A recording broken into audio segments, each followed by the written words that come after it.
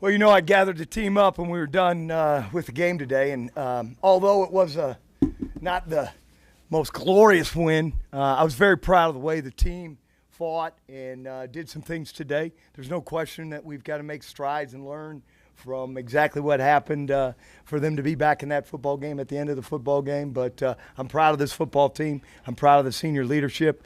You saw Nathan Shieldhouse have an outstanding game. I think it was, as told to me, one of the best that he's had in his career. I thought the defense played extremely well in the first half. We've got to continue to make strides when they're throwing the football. They're going to be doing those things to us. And, I just think that this team, we still are very, very young. We had 27 players that had never traveled on Friday that were with us out of the 64. So almost half of our team made their first night stay over. And we are a young football team, so we're going to learn from it. But, again, I cannot say enough for the leadership of what this football team's doing. In your estimation, what happened in the fourth quarter? Again, I think they got back into the football game. They're, a good football team that's done some things. They've got a very good offense. We gave up some big plays, and then we turned the football over. And you can't turn the football over in any game, regardless of who you're playing, and expect to, to be successful. We had a penalty, a delay of game that you cannot have when you're trying to run the clock out. So little things like that, I don't know if it's a maturity fault, but it's something that we've got to make sure that we don't have this next week, and that's what we plan on doing. What's that? Well, again, as a staff, we wanted to be able to play players. Aaron Bailey got in the football game, and we felt Riley O'Toole was deserving of getting in the football game. This football team knew that he was going to play in this game, so it was just a matter of when and where. But as I even mentioned on Friday, the kid was going to play in the game, and Riley O'Toole deserves to play in the game. He just made a couple mistakes that we've got to make sure we get corrected. Any hesitation there at that point, though? That you said, "Hey, maybe this is not decided yet." No. We're gonna tell our team on Friday who's playing. Okay, and I'll just say this, just because this is what we do. Our team knows who's going to play on Saturday. Okay, so then when we say it on Friday, those kids are going to play for us. Now we had a couple young players that we had told maybe would play and maybe wouldn't play. But everybody knew going into Friday night when we go to have our Friday night meal at the country club, who's going to play in this football game. Talk about what you saw in Aaron Bailey today. I think 3 plays that he was in. But, he's a young man that we put that type of offense in for him to be successful doing.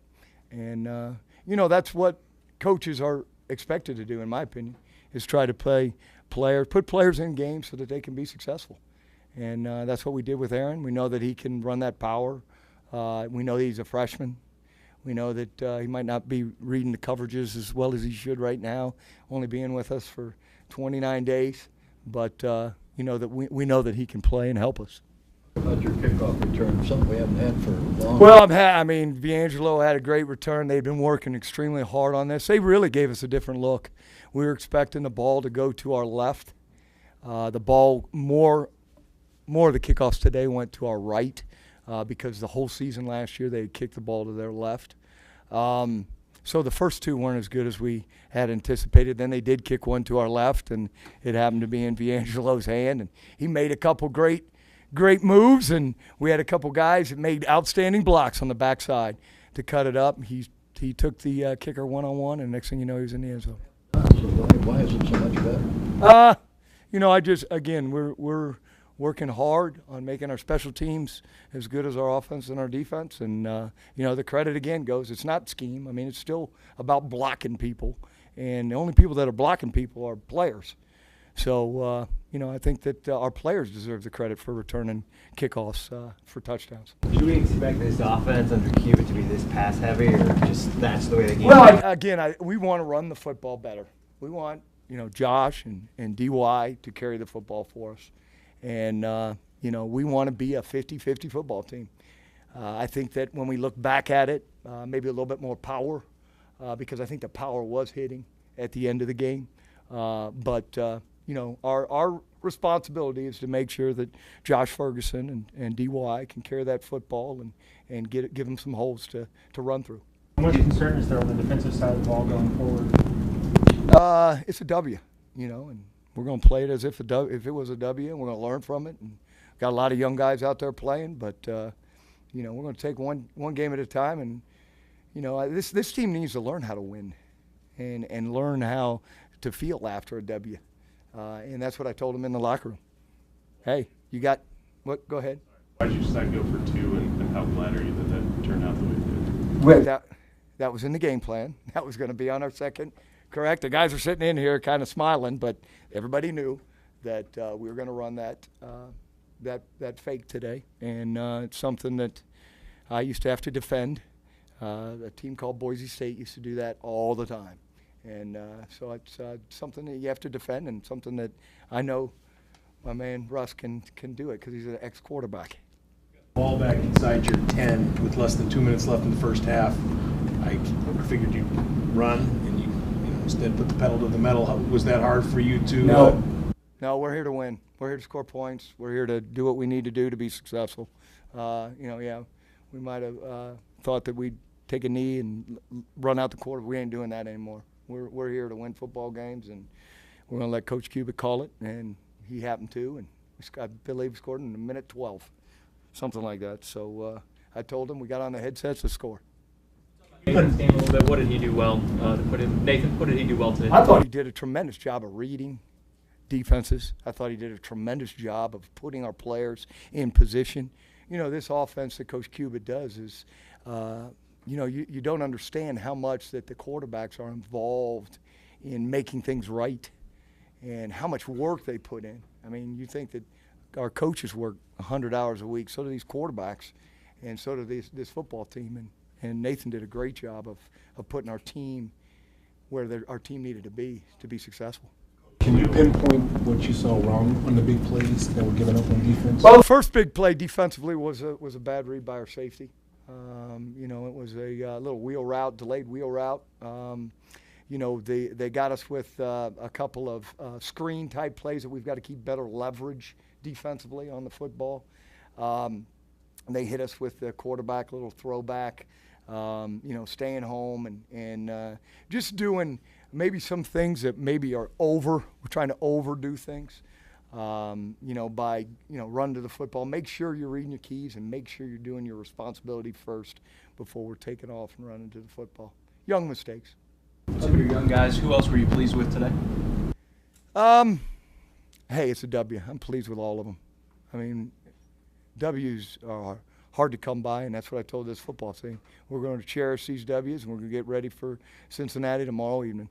And they're going to be back here. They got 115 treatments, and they're going to get good and loose, and we're going to go out there and make a couple corrections that we need to make, and then we better get ready for a good Bearcats team. So anybody that just stood out, I'm just proud of this football team and proud that they won. Do you know how many true freshmen may have played for you today, or how many you plan to play? No, but I'd say a lot. No, we had a lot of new faces out there, but that's going to be the face of this program right now, and we have to have players fresh at the end of the football season if we plan on contending in the Big Ten. We can't have players playing 800 snaps and 900 snaps a season. This is college football. So we're going to have our freshmen in there, and they've got to earn it. There's no question about that. But they're gonna play, and they're gonna help this team win. Yeah, Mosley cramped up, and again, it's teaching players, how to hydrate through the week, it's everything. We're teaching everything, but we can't have people cramping up. We just can't. And that's my opinion. We gotta stay fresh, and I know that JB and Josh took a IV at halftime, but heck, they're flying around the second half. We have got to maintain the smarts about being football conscious, and that's an all-week deal. Going into next week, how do you prepare a young team to play against a team that already has a win against a Big Ten team today? I hadn't heard. I was just talking on the radio, and somebody brought up that they had a good game, so I figured that they probably played pretty good. Was it? Well, that's good for them. You know, I know that what Cincinnati's about. I've been in that state. You know, I know that they've always had great tradition there, and they've won a lot of football games here of late. They played for a championship, I believe, last year in their conference. So we know that it'll be a test. But I know this team's willing, and we'll be fired up tomorrow evening after we, watch this film and make our corrections to play a very, very good Cincinnati team. Do you think sideline interference towards the end? Just could address that because that. Well, it wasn't me. I know y'all were pointing at me saying, it's Beck again. He got in the way. I was trying to be back the whole time. I think, what happened was Coach Banks called a defense, and, we saw it coming out of the back door, and he's just coaching football. And, in all honesty, I thought it was a little bit over called, but for some reason they have it in for Penn State and Illinois. You found go-to receiver in Ryan today.